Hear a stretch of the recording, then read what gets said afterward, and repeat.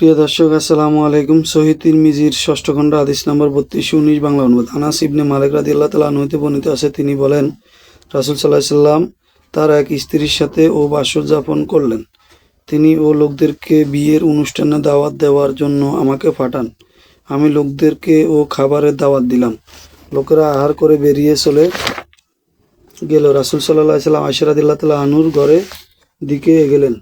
তিনি দুই ব্যক্তিকে বসা দেখে আবার ও ফিরে এলেন। তারপর লোক দুইটি উঠে ও চলে গেল।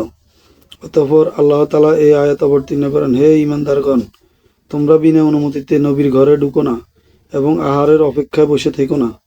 তবে তোমাদের খাওয়া দাওয়া করা হলে তোমরা অবশ্যই আসবে, কিন্তু আহার শেষ হওয়ার সঙ্গে সঙ্গে তোমরা সরে পড়বে এবং কথাবার্তা মশগুল হইবে না। সূরা আযাব 53 নম্বর আয়াত। হাদিসটি সহিহ বুখারীতে 4791, 6239, 6271 রয়েছে। হাদিস নাম্বার 3220। আবু মাসুদ আল আনসারী রাদিয়াল্লাহু তাআলা আনহু কর্তৃক বর্ণিত আছে, তিনি বলেন, রাসূল সাল্লাল্লাহু আলাইহি ওয়াসাল্লাম আমাদের নিকট আসলেন। আমরা এই সময় সাঈদ ইবনে উবাইদাহর মজলিসে হাজির ছিলাম।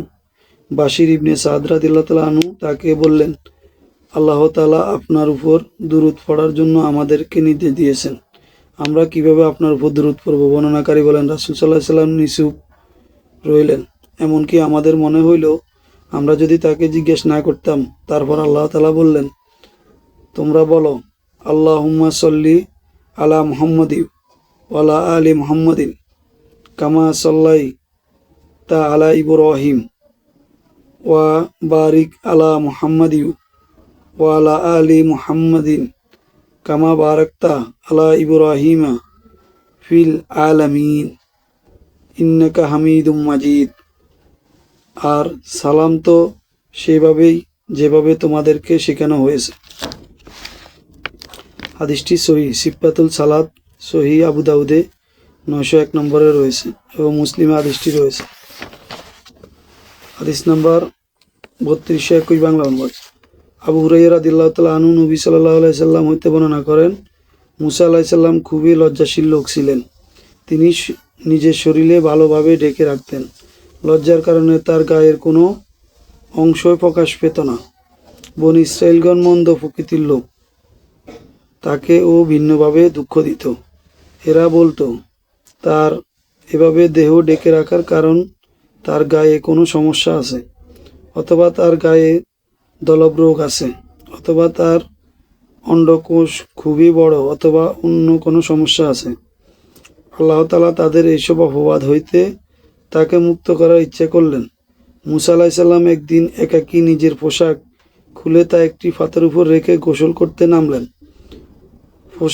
গোসল শেষে তিনি কাপড় নেয়ার জন্য উঠে এলে পাথরটি তার কাপড় চোপড় সহ দুলাতে থাকে।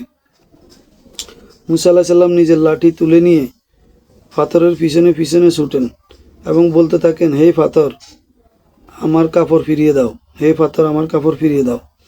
এই বলে পাথরের পিছু দাওয়া করতে করতে তিনি বনী ইসরাঈলের একটি দলের নিকট পৌঁছে গেলেন। তারা তাকে বস্ত্রহীন অবস্থায় দেখতে পেল। তারা তার সমস্ত অঙ্গ প্রত্যঙ্গ সুষ্ঠু সুন্দর দেখে আল্লাহ তাকে ও তাদেরকে অপবাদ হইতে সম্পূর্ণ মুক্ত করলেন। রাসূল সাল্লাল্লাহু আলাইহি সাল্লাম বলেন, পাথর থেমে গেল এবং তিনি তার বস্ত্র নিয়ে পরিধান করলেন। তিনি নিজের লাঠি দিয়ে পাথরটিকে আঘাত করতে লাগলেন।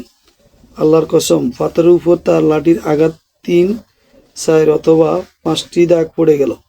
এই প্রসঙ্গে আল্লাহ তাআলা ফরমান, হে ঈমানদারগণ, যেসব ব্যক্তি মুসাকে দুঃখ দিয়েছিল তোমরা তাদের মতো হইও না। আল্লাহ তাআলা তাদের বানানো কথাবার্তা হইতে তার নির্দোষিতা প্রমাণ করেছেন। তিনি আল্লাহ তাআলার নিকট সম্মানের পাত্র ছিলেন। সূরা আযাব 59 নম্বর আয়াত। হাদিসটি সহিহ বুখারী এবং মুসলিমে রয়েছে।